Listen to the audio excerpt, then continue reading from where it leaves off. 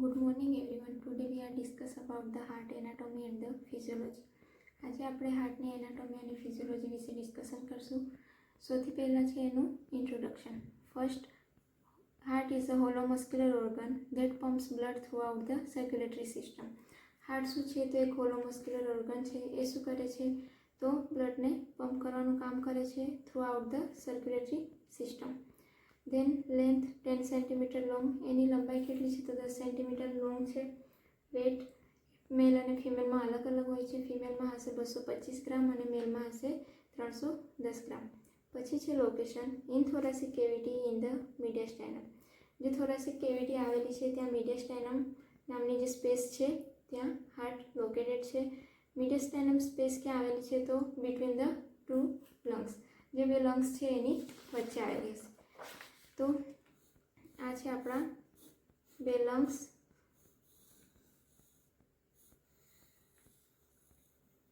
આ જે સ્પેસ છે તેને શું કહીશું આપણે મીડિયસ્ટાઇનમ સ્પેસ. પછી છે lies obliquely a little more to the left than the right, presents a base above and an apex below. એ શું છે ઓબ્લિકલી આવેલું છે એટલે કે આવી રીતે ત્રાસું આવેલું છે. Little more left than the right, વધારે ડાબી સાઈડ આવેલું છે એટલે આપણે કહીએ છીએ કે આપણું હાર્ટ ડાબી સાઈડ છે. Then after structure, the heart wall, 3 layers of the tissue. First, outer pericardium, middle myocardium, inner endocardium. First, pericardium છે જે આઉટર કવરિંગ છે હાર્ટનું, મેડ અપ ઓફ 2 layers, જે બે લેયર્સનું બનેલું છે, આઉટર પેરાઇટલ પેરિકાર્ડિયમ અને inner visceral pericardium. The space between the 2 layers is the pericardial cavity. બંને જે લેયર છે એની વચ્ચે જે સ્પેસ આવેલી છે તેને કહીશું આપણે pericardial cavity. It contains a thin film of the fluid. એની અંદર એક પાતળું ફ્લુઇડ આવેલું હોય છે જેને આપણે સિરસ ફ્લુઇડ અથવા તો પેરિકાર્ડિયલ ફ્લુઇડ બી કહીએ છીએ. Parietal pericardium, strong protective sac for the heart. એ શું છે તો હાર્ટ માટે એક સ્ટ્રોંગ પ્રોટેક્ટિવ સેક છે. સેક એટલે કે કોથળી. એન્ચર ધ હાર્ટ વિથ ધ મીડિયસ્ટાઇનમ. એ જે મીડિયસ્ટાઇનમ આવેલું છે તેની સાથે શું કરે છે એન્ચર કરી રાખે છે હાર્ટને. It is made up of 2 layers. એ પાછા બે લેયર્સનું બનેલું હોય છે. એક છે આઉટર ફાઇબ્રસ અને બીજું છે ઇનર ફાઇબ્રસ. આઉટર ફાઇબ્રસ છે તે શું છે તો એક form of the thick fibrous tissue. શાનાથી બનેલું છે તો થિક ફાઇબ્રસ ટિશ્યુથી બનેલું છે. Protect the heart from the overstretching. એ શું કરશે તો જ્યારે બી આપણું હાર્ટ કોન્ટ્રાક્શન થાય છે ત્યારે જે ખેંચાય છે તેને શું કરે છે પ્રોટેક્શન આપે છે કે વધારે પડતું નહીં ખેંચાય. પછી છે inner fibrous, form by the squamous epithelium cells. જે ઇનર ફાઇબ્રસ છે તે શાનું બનેલું છે તો સ્ક્યુમસ એપિથેલિયમ સેલ્સનું. Which secrete a small amount of the fluid. એ જે સેલ્સ આવેલા છે એ શું કરે છે એક સ્મોલ અમાઉન્ટને સિક્રેટ કરે છે. This fluid prevent the friction and the અલો the free movement of the heart. જે સિક્રેશન છે એ શું કરશે જ્યારે બી આપણું હાર્ટ છે કોન્ટ્રાક્શન થાય છે ત્યારે જે ફ્રિક્શન એટલે કે જે ઘર્ષણ થાય છે તેને અટકાવે છે ને આપણા હાર્ટને ફ્રીલી મૂવમેન્ટ પ્રોવાઈડ કરે છે. પછી છે ટોટલ વોલ્યુમ ઓફ પેરિકાર્ડિયલ ફ્લુઇડ. જે પેરિકાર્ડિયલ કેવિટી હતી એની અંદર જો પેરિકાર્ડિયલ ફ્લુઇડ હતું એ કેટલું છે તો 25 થી 35 ml. પછી છે વિસ્રલ. આ સૌથી અંદરનું હતું એન્ડોકાર્ડિયમ. આ જે વચ્ચેનું હતું એ માયોકાર્ડિયમ અને આ જે બહારનું હતું તે પેરિકાર્ડિયમ. પેરિકાર્ડિયમને ત્યાં આવેલું છે આ પેરાઇટલ પેરિકાર્ડિયમ. પછી વિસ્રલ ક્યાં આવેલું છે તો આ માયોકાર્ડિયમની જે લાઇન છે ત્યાં વિસ્રલ લેયર આવેલું છે. એ બંને વચ્ચેની જે જગ્યા છે આ સ્પેસ છે એને શું કહીએ છીએ આપણે પેરિકાર્ડિયલ કેવિટી. એ પેરિકાર્ડિયલ કેવિટીની અંદર પેરિકાર્ડિયલ ફ્લુઇડ આવેલું છે. પછી છે second layer myocardium, middle layer of the heart. Myocardium શું છે તો હાર્ટનું મિડલ લેયર છે. Form of the cardiac muscle fibre. શાનું બનેલું છે તો જે કાર્ડિયક મસલ ફાઇબર્સ છે એનું બનેલું છે. Responsible for the pumping action of the heart. એ શાના માટે જવાબદાર છે તો જે આપણા હાર્ટની કોન્ટ્રાક્શન અને રિલેક્સિંગ જે પ્રોસેસ થાય છે એના માટે જવાબદાર છે. Involuntary in the nature. એનો સ્વભાવ કેવો છે તો ઇનવોલન્ટરી છે. એમાં આપણું બ્રેન વર્ક કરે છે, આપણો કોઈ રોલ હોતો નથી. Has 3 types of the cardiac muscle fibres. એની અંદર 3 કાર્ડિયક મસલ ફાઇબર્સ આવેલા હોય છે. Which form contractile unit of the heart. Contractile unit બનાવે છે. બીજું which form of the pacemaker. જે પેસમેકર આવેલા હોય છે એ ઇમ્પલ્સીસ જનરેટ કરે છે અને આપણા હાર્ટને પંપ કરવા માટે હેલ્પ કરે છે. Which form the conductive system. આ જે પેસમેકર છે ઇમ્પલ્સીસ જનરેટ કરશે અને આખા હાર્ટમાં પહોંચાડવાનું કામ કરશે conductive system.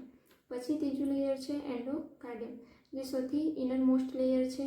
Lines the chambers and the valves of the heart. આપણા હાર્ટમાં 4 ચેમ્બર અને વાલ્વ્સ આવેલા હોય છે એને બનાવે છે. Ensure smooth flow of the blood through the heart. બીજું શું એન્શ્યોર કરે છે કે જે બ્લડનો ફ્લો છે તે સ્મૂથલી થાય આપણા હાર્ટમાં.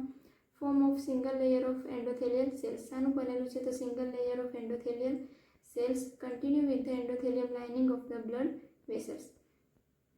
પછી છે ઇન્ટેરિયર ઓફ ધ હાર્ટ. આપણા હાર્ટનું અંદરનું જે ઇન્ટેરિયર છે એ કેવું હોય છે તો એક્ઝામ્પલ તરીકે આ છે આપણું હાર્ટ. આ જે ઉપરના બે ભાગ છે એને શું કહીશું આપણે એટ્રિયમ, અને જે નીચેના ભાગ છે તેને શું કહીશું આપણે વેન્ટ્રિકલ. તો આ રાઈટ સાઈડનું એટ્રિયમ, આ લેફ્ટ સાઈડનું એટ્રિયમ, આ રાઈટ સાઈડનું વેન્ટ્રિકલ અને આ left સાઈડનું ventricle.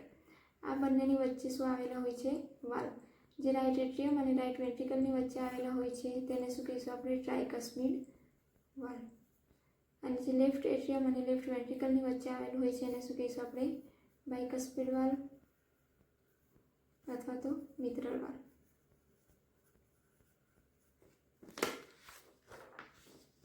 Divided into left and the right side by the fibrous septum. એ શાનાથી ડિવાઈડ થયેલું હોય છે તો આ બંનેની વચ્ચે ફાઇબ્રસ ટિશ્યુનું સેપ્ટમ બનેલું હોય છે તેનાથી ડિવાઇડેડ હશે. Heart has 4 valves that permit the flow of blood only in one direction and prevent the back flow. હાર્ટની અંદર 4 વાલ્વ્સ આવેલા હોય છે. એ શું કરે છે તો જે આપણું હાર્ટમાં બ્લડનું પમ્પિંગ થવાનું કામ કરે છે એને એક ચેમ્બરમાંથી બીજા ચેમ્બરમાં એક જ ડાયરેક્શનમાં જવા માટે હેલ્પ કરે છે, અને જેનું બેક ફ્લો છે એટલે કે પાછું રિટર્ન નહીં આવે એના માટે હેલ્પ કરશે. 2 in between atrium and ventricle called the atrioventricular valve. જે એટ્રિયમ અને વેન્ટ્રિકલની વચ્ચે આવેલા હોય છે અને શું કહીશું આપણે એટ્રિયોવેન્ટ્રિક્યુલર વાલ્વ. રાઈટ એટ્રિયમ અને વેન્ટ્રિકલની વચ્ચે આવેલો હશે તે વાલ્વને શું કહીશું આપણે tricuspid valve. Has 3 flaps of the cusps. એને ટ્રાઇકસ્પિડ વાલ્વ શું કામ કહીશું તો આ એક્ઝામ્પલ તરીકે આપણો વાલ્વ છે એની અંદર આવી રીતે 3 કપ્સ બનેલા હોય છે એને શું કહીશું આપણે ટ્રાઇકસ્પિડ વાલ્વ્સ. પછી છે લેફ્ટ એન્ટ્રીવેન્ટ્રિક્યુલર વાલ્વ, એટલે કે જે લેફ્ટ એટ્રિયમ અને વેન્ટ્રિકલની વચ્ચે આવેલો હોય છે તેને શું કહીશું આપણે બાયકસ્પિડ વાલ્વ અથવા તો મિત્રલ વાલ્વ. Has 2 cusps. એની અંદર નોર્મલી આવી રીતે 2 કપ્સ આવેલા હશે એટલે એને શું કહીએ છીએ આપણે બાયકસ્પિડ valve. Other 2 are placed at the opening of the blood vessels arising ventricle, namely pulmonary and the aortic valve. અહીં જે રાઈટ વેન્ટ્રિકલને ત્યાં આવેલું હશે તેને શું કહીશું આપણે પલ્મોનરી વાલ્વ. અને જે આ લેફ્ટ વેન્ટ્રિકલની અંદર આવેલું હશે એને શું કહીશું આપણે એરોટિક વાલ્વ. એટલે આ 4 વાલ્વ આવશે. ફર્સ્ટ ટ્રાઇકસ્પિડ વાલ્વ રાઈટ એટ્રિયમ અને રાઈટ વેન્ટ્રિકલની વચ્ચે, પછી લેફ્ટ એટ્રિયમ અને લેફ્ટ વેન્ટ્રિકલની વચ્ચે આવશે બાયકસ્પિડ વાલ્વ, પછી રાઈટ સાઈડ આવશે પલ્મોનરી વાલ્વ અને લેફ્ટ સાઈડ આવશે એરોટિક વાલ્વ.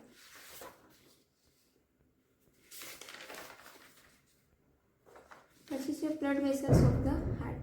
હાર્ટમાં કેટલી બ્લડ વેસલ્સ આવેલી હોય છે ને એ શું કામ કરે છે.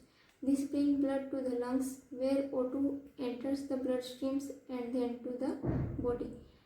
જે બ્લડ વેસલ્સ આવેલી હોય છે તે શું કરે છે તો લંગ્સમાંથી ઓક્સિજનેટેડ બ્લડને આપણા બ્લડ સ્ટ્રીમમાં લાવે છે અને બોડીમાં ફેલાવે છે. The inferior and superior vena cava bring the deoxygenated blood from the body into the right atrium. આ જે સુપેરિયર વેના કેવા છે એ શું કરશે આપણા ઉપરના જે બોડી પાર્ટ છે એની અંદરથી ડીઓક્સિજનેટેડ બ્લડ લાવશે, અને આ જે ઇન્ફિરિયર વેના કેવા છે એ નીચેના પાર્ટમાંથી ડીઓક્સિજનેટેડ બ્લડ લાવશે. આ ઉપરના પાર્ટમાંથી લાવશે અને આ નીચેના પાર્ટમાંથી. પછી એ શું કરશે સુપેરિયર અને ઇન્ફિરિયર વેના કેવા રાઈટ એટ્રિયમમાં ડીઓક્સિજનેટેડ બ્લડ લાવશે. એ ડીઓક્સિજનેટેડ બ્લડ ટ્રાઇકસ્પિડ વાલ્વ થ્રુ ક્યાં આવશે આપણા રાઈટ વેન્ટ્રિકલમાં. રાઈટ વેન્ટ્રિકલમાં આવીને જે પલ્મોનરી વાલ્વ આવેલો હોય છે તે પલ્મોનરી વાલ્વમાંથી લંગ્સમાં જશે. શાના માટે તો ઓક્સિજનેટેડ થવા માટે.